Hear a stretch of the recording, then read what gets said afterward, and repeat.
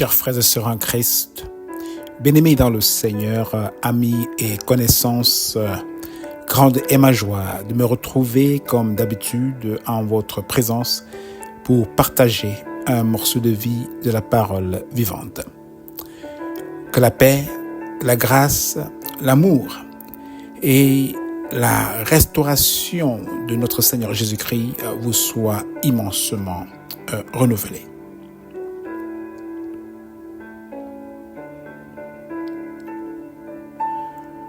Voici la parole vivante.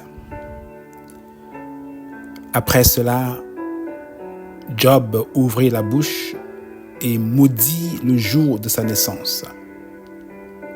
Job 3, verset 21. Après cela, Job ouvrit la bouche et maudit le jour de sa naissance. Fallait-il naître? Tel est le titre de notre message du jour.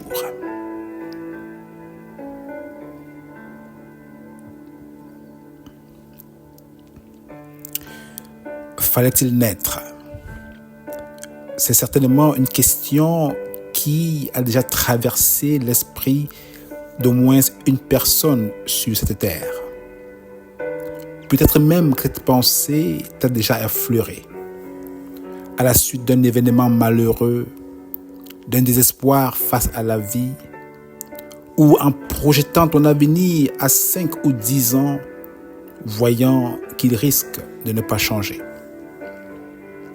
À la suite du décès d'un membre de la famille, d'un ami, d'une connaissance en qui l'on voyait un avenir glorieux, mais que la mort est venue arracher comme un voleur, on peut se demander: fallait-il naître?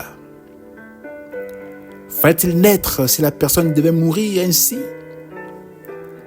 Fallait-il naître si c'était pour souffrir autant?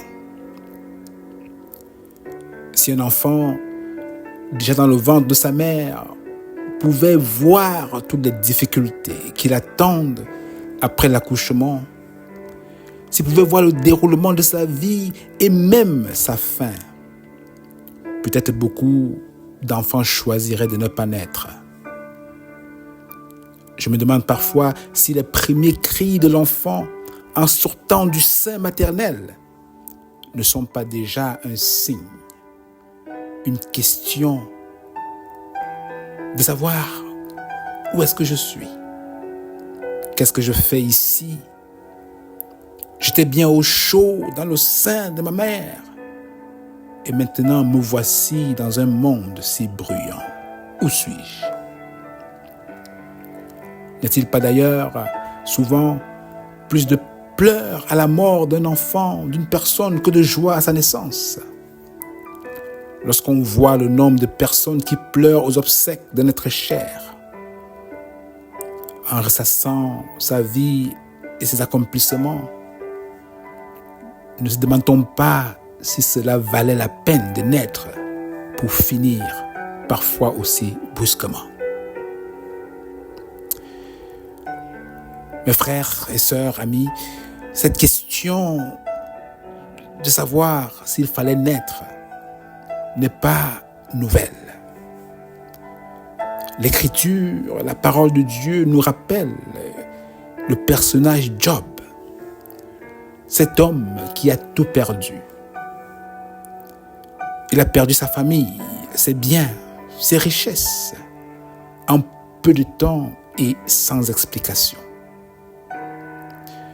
Devant sa nouvelle réalité, il dit: pourquoi ne suis-je pas mort dans le ventre maternel? Pourquoi n'ai-je pas expiré au sortir du ventre de ma mère? Pourquoi ai-je trouvé des genoux pour m'accueillir et des seins pour m'allaiter? Job 3, versets 11 à 12. Et plus loin encore, Job en vient à maudire le jour de sa naissance. En Job 3, verset 21. Job n'est pas la seule personne qui t'a maudit le jour de sa naissance. Le prophète Jérémie aussi, face à la haine du peuple, dans le ministère auquel Dieu l'avait appelé, s'écria « Malheur à moi, ma mère, de ce que tu m'as fait naître, homme !» de disputes et de querelles pour tout le pays. Je n'emprunte ni ne prête, et cependant tous me maudissent.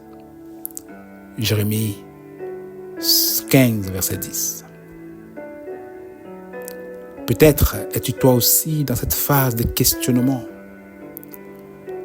Ou bien connais-tu quelqu'un qui traverserait un moment si difficile qu'il pourrait même penser à sauter la vie simplement parce qu'il ne comprend pas pourquoi il vit, ni ce que la vie ou l'avenir lui réserve.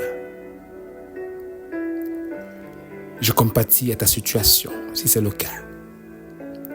Mais je te dis, mon frère, ma sœur, que celui qui compatit encore plus, c'est celui qui nous a créés. Lui seul a décidé, malgré toutes choses, que nous devions naître. C'est lui qui nous a formés dans le ventre de nos mères. Le prophète Ésaïe l'a reconnu et a dit « Cependant, ô Éternel, tu es notre Père. Nous sommes l'argile et c'est toi qui nous as formés. Nous sommes tous l'ouvrage de tes mains. » Ésaïe 64, verset 8. Si nous reconnaissons, comme le psalmiste, que c'est l'Éternel qui nous a formés, alors la parole de Dieu nous met en garde de ne pas contester ou maudire le jour de notre naissance, quel que soit le cours de notre vie, car nous n'y sommes pour rien. Ce n'est pas nous qui décidons si oui ou non nous allons naître. Malheur à qui conteste avec son Créateur. Vase parmi des vases de terre, l'argile dit-elle à celui qui la façonne, que fais-tu? Et ton œuvre? Il n'a point de main. Malheur à qui dit à son père, pourquoi m'as-tu engendré? Et à sa mère, pourquoi m'as-tu enfanté? Ésaïe 45, verset 9 à 10. Oui, mon frère, ma sœur, contester sa naissance, c'est attirer la malédiction sur soi-même. Nous, enfants de Dieu, devons faire attention aux paroles qui sortent de nos bouches en période de détresse. La détresse est inévitable. Elle surprend chacun et elle surprendra chacun de nous un jour ou l'autre. Mais il faut que l'enfant de Dieu se rappelle toujours d'où il vient. Il faut qu'il se rappelle qui l'a créé. Il faut qu'il sache dans quel but. Ainsi, nous laissons le contrôle à notre Créateur. Celui qui ne fait rien au hasard. Celui qui déroule son plan de vie à travers nous, même au milieu des épreuves les plus terribles. Mon frère, ma sœur, mon ami, tu n'es pas un hasard. Dieu t'a fait naître pour un but. Qui es-tu? Et quel est ce but?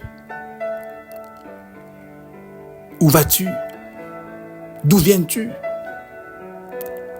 C'est ce que nous essayerons de répondre dans la prochaine édition de la Parole vivante.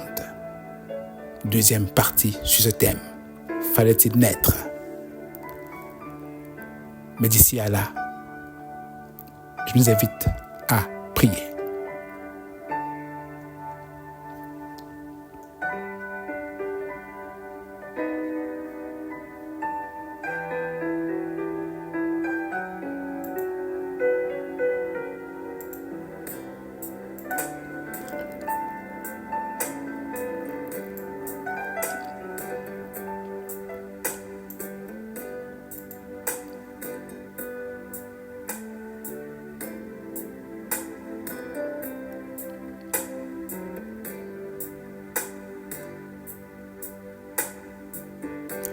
Ô Père, situations difficiles de la vie peuvent nous amener à regretter le jour de notre naissance, à murmurer contre toi et ainsi attirer la malédiction sur nos vies.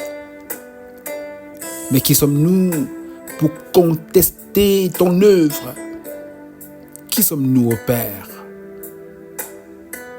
Béni sois-tu, car tu nous comprends mieux que nous. Tu es prêt à nous révéler notre véritable identité en toi, afin que tes enfants ne soient pas écrasés par le désespoir, mais remplis d'espérance et de persévérance. Oui, Père, tu es l'architecte par excellence de nos vies. Tu ne te trompes pas, même dans les épreuves les plus sombres, Père. Tu es prêt à nous relever et à nous redonner le goût de vivre en toi et pour toi. Ô Père, c'est ce que je te demande pour toutes les personnes qui écoutent, qui traversent ces moments difficiles aujourd'hui. Je t'en supplie, relève-les. Relève-les, Père, et redonne-leur l'espérance en toi. C'est au nom de ton Fils bien-aimé Jésus-Christ que nous avons prié. Amen.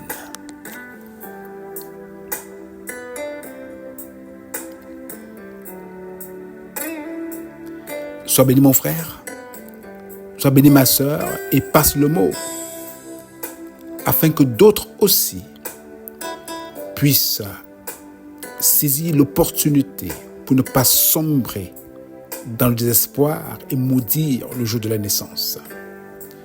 Dieu a un plan pour chacun de nous, pour toi, pour lui, pour elle, pour moi, et voudrait que nous nous alignions dans ce plan.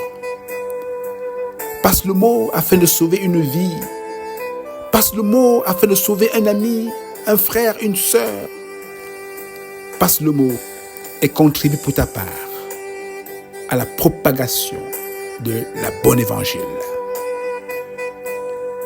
D'ici à ce que nous nous revoyons à la prochaine édition, la partie 2, ce thème où je répondrai à ces questions pertinentes.